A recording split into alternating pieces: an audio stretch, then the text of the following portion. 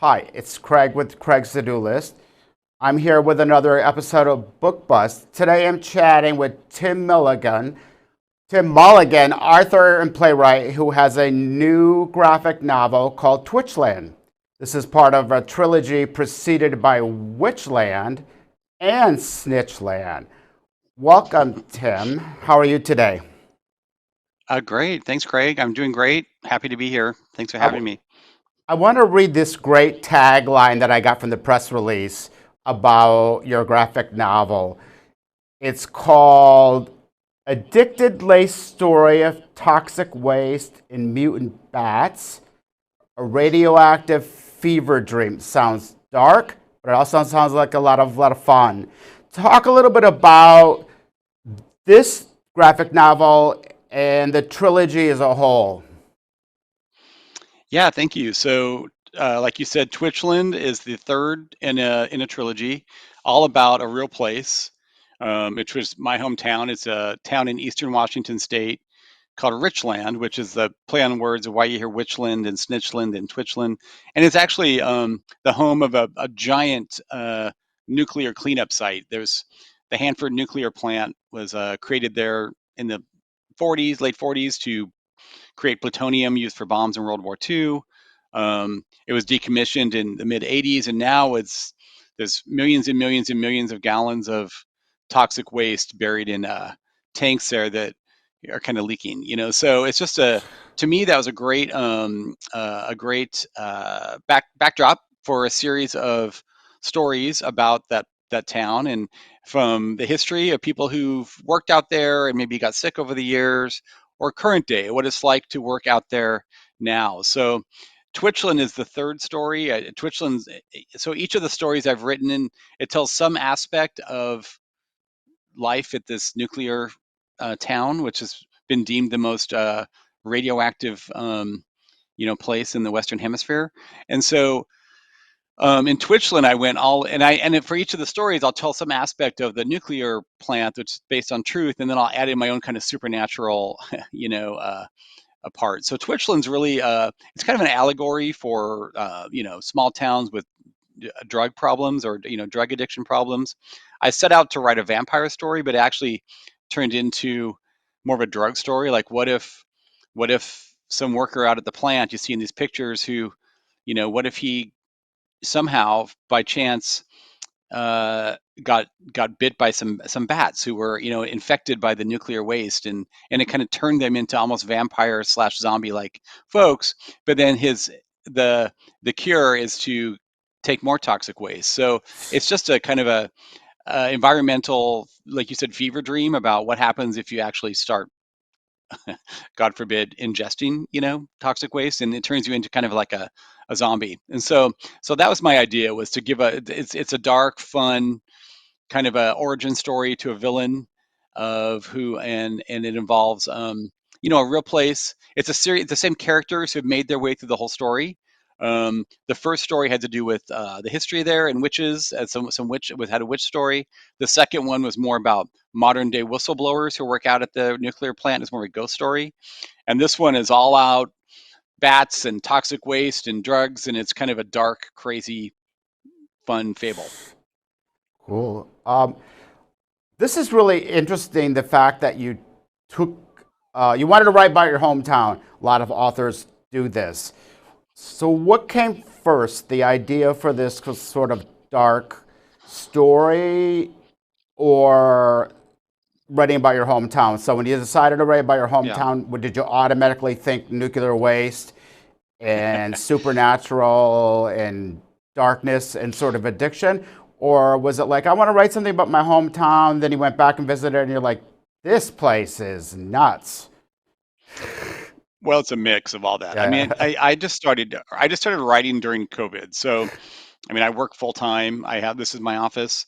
But during a kind of lockdown and quarantining, I decided to use my time differently and actually do something I've always wanted to do, which was to write a play. I love plays. I love theater, and I also like the horror genre. And I think one area that's kind of lacking in live theater is scary plays and plays that make you on edge. And I thought what if I created? I've seen some plays that have tried to do it, and some do it better than others.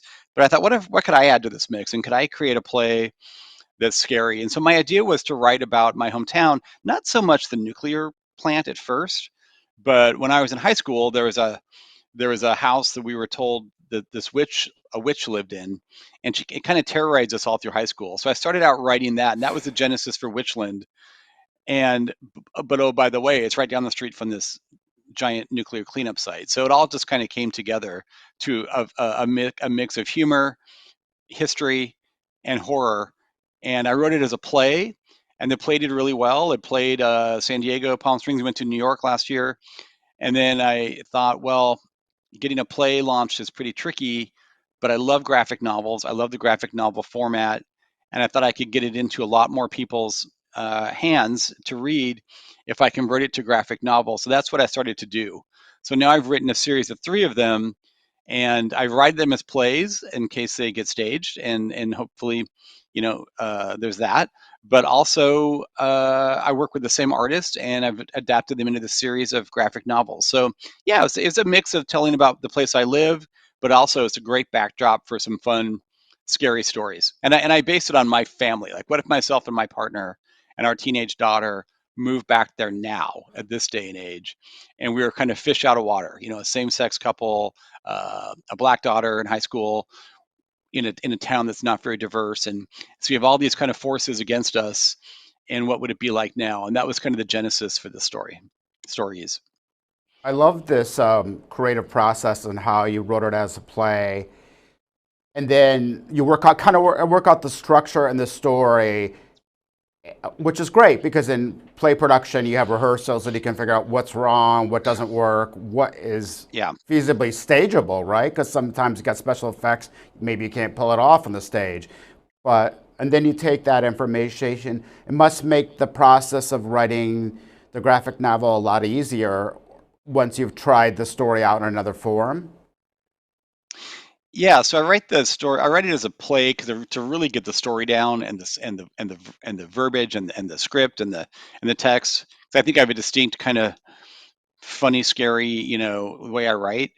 But then, like you said, when you start adapting it to graphic novel format, it really expands to what you see on a stage. And I could take, for instance, some of these scenes in Twitchland. A lot of them are set out at the nuclear reactor, and so I was able to get creative, and I could actually, you know, have people visualize the tanks where the nuclear waste is stored, and have bats, which would be hard to do on, in a theater production. And so yeah, it does. So I kind of perfect the story writing, I think, through the script writing, and then adapting to graphic novel lets me blow it up and have some fun with the locations. Well, conversely, what's really interesting about this is that plays are language and verbal, and graphic novels have so much less dialogue. So I'm wondering if once you get into the graphic novel, do you ever go back and edit the play because you're like, well, I don't need all this dialogue. This works just as well. Or how does that process work? Do you ever show the play to the illustrator, or is that is something that you just don't do because you don't want to give that person any other ideas? Yeah, I've kept it separate. I think that I like the play and the scripts to be kind of memorialized and perfected. So if I ever want to adapt it into, a theatrical production or an adaptation of somehow, it's ready to go. And then the graphic novels are totally separate, but and sometimes I'll bypass from the script because I can actually, do whatever I want with a graphic novel in terms Right. of the story and the location. So yeah, I do keep them pretty separate. I don't think I'd go back to the script and tweak it based on the graphic novel, but I would do it vice versa, I think. So yeah, it's something. So right now I've got the series of three. Actually, a fourth one is done. Even though I say it's a trilogy, I keep thinking of new aspects of the story to tell. And yeah, people seem to be having fun with the fact that this is a real place that most have never heard of. And it's just an interesting twist on some history in this country that people don't know much about. Well, I think so because I don't particularly think of East Washington State when I think of a nuclear waste or testing atomic bombs. You know, what was the Oppenheimer? Wasn't that New Mexico or something? Yeah, Yeah, but even in Oppenheimer, they go to Hanford. They talk. I mean, right. it did play a big part. I mean, where the plutonium used in the bombs that were dropped on, in Japan were created at Hanford. So, yeah, it is kind of a part of the Manhattan Project that you just don't hear about. Yeah, cool. I really love the genesis and the origin of your creativity in COVID because during COVID we were all struggling. I mean, part of my job here is to support artists, promote artists, and one of the things that we learned really quickly during COVID is the lack of entertainment and art and how that's really bad for the world. And I love how you sort of took that isolation and put it into some stories. And the town is so also coincidentally isolated, right? And you sort of get that feeling like your world is very small and you can't escape it. Is that sort of the tension that you're looking for there? Yeah, it's a great observation. Especially, there's a couple things there. I think that, so yes, I wrote these during COVID. Now I'm still writing them now, but in fact, Snitchland takes place during the pandemic because I was in Seattle during the pandemic, and there was a lots of riots that went on and neighborhoods that were taken over by rioters, and so I used that as a jumping point in the story of Witchland, and this is what caused this family to kind of move away from that and move to this little town thinking they might have a more idyllic life. But once they're there, like you mentioned, they're kind of trapped and they and stand out and they don't fit in. And so yeah, I think that's a big part of it. I think now as the story evolves into the next couple of volumes, you'll see this series of terrible events that happen to this family where they really can't leave now until they get to the heart of some of these stories. And so I think it's a big part of it is small town America and how can a family, a truly kind of modern family that's not your typical cookie cutter family, how do you coexist in a town where you stand out and there's scary things happening around you, but you are able to help bring some clarity and some light to the wrongdoing that's happening there. So it's a big part of the stories, most definitely. Yeah, well, and again, what's ironic and interesting about that is during the pandemic, we all were so isolated and we kind of forgot what it was like to be connected. And we just took being connected and being part of a community for granted until that happened. So I think it's interesting to just anything that comes, any creativity or art that comes out of that period, I think is heavily influenced, and it's going to Yeah. be have a special place, in the future. Talk about so you have a fourth one, so that's not going to be a trilogy anymore. It's going to be a Well, quadrilogy. yeah, I don't know. I set out to write, one, and then I had these ideas for make it a trilogy, and I keep calling it a trilogy, but then I just keep thinking of new, monsters to throw in the mix or supernatural forces and other aspects of Hanford. So right now I'm calling it the World of Witchland series. Right now it is a trilogy. There's three, but there will be a fourth one probably published at the end of the year. I have some other ideas. There's so many unique aspects of this town, of the decades of history there with this nuclear reactor. And so I'm trying to, tackle a different aspect of each of that, but in a modern setting and throw in some kind of, supernatural antagonists that you may not expect. And so, yeah, I don't know. I don't know how many volumes I'll do down the road, but it's a lot of fun, writing, and people seem to like it. And I'm bringing, I think, a whole bunch of people to graphic novels that maybe hadn't looked at graphic novels in the past, which is fun. Right. That's one more thing I wanted. One more idea I was kind of rolling around here. I'm not a graphic novel reader per se, but I know how to Hmm. read a play, of course, and I know how to read a novel or a screenplay. But what makes graphic novels so accessible, like in the 21st century? There's so many adaptations for film and TV series and video games as well are now becoming stories on HBO or whatever. What is so interesting about graphic novels? Is it because they can be read quickly? Is it the immersive element in the images that makes them so compelling and they have such a great market today?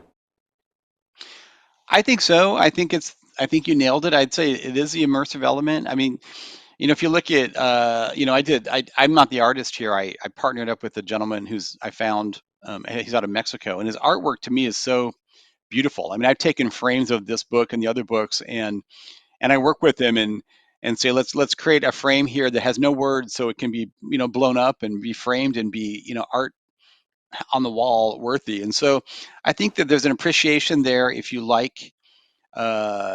visual and you like to see beautiful art with a story. Um, and it's in something like Twitchland, I think it's great because it kind of transports people who haven't been to a something like a Mhm. Hanford nuclear reactor. I think here you guys, thanks, and think it's the right kind of story. What I've found is people, not everyone loves to read a 600-page book. I do, but others don't. And so I think for some people, this is a great way to immerse yourself in a story, and you can read it over and over a few times and play along with the artwork and really enjoy it. So I don't know. I think a lot of people who just haven't really fallen into that world are now discovering it and really enjoying the visual aspect. And to me, it's also a great partnership where you have a good, a good story with a great artist, and I think that's a good mix. Well, the great thing about any kind of visual storytelling, like a graphic novel, is it's so easy to then visualize it as a film because so much of the storytelling is done by images and not by Yeah, dialogue. So that's right. really a great storytelling calling card for screenwriting or getting projects made as films. So so Yeah, the book can be bought where, and should I put a link? I want to put a linking into the story about where to buy it, or is yeah. it You just can get your it online anywhere. I mean, it's right? on all my books are on Amazon, the Okay, World of Witchland series. But I have a website which is witchlandplay.com, and it has information on all the graphic novels and the plays and the history of the town and more interesting tidbits of information on the website as well. So you can go to Amazon or go to my website, which is www.witchlandplay.com. right. I took a look at that. It also has some really cool stills from the previous productions of your plays. Correct? Yeah. And is that where Yes. somebody would reach out if they wanted to produce one of the plays, or do you have like it's not Samuel French anymore, but Concord or any other publishers who handle that? I don't yet. I mean, maybe Okay, down the road, but right now they can just reach out to me. I mean, I have a big following now, social media also, so you can go to Witchland Play on Instagram or Facebook as right. well, and you reach out to me in any way you want. So Great. Well, I'll definitely mention if somebody's interested in producing the plays thank you. in the type part of the story to go to the website. So, anyway, Yeah, great. I appreciate it. it was great talking to you. I really appreciate your time. Check out Tim's trilogy, which is soon going to be a quadology. The Witchland series, terrific looking art, terrific story. And thanks for joining us today. Yeah, thanks, Greg. Thanks, everybody. And you can find more stories about arts and entertainment on our website, Craig's To Do List.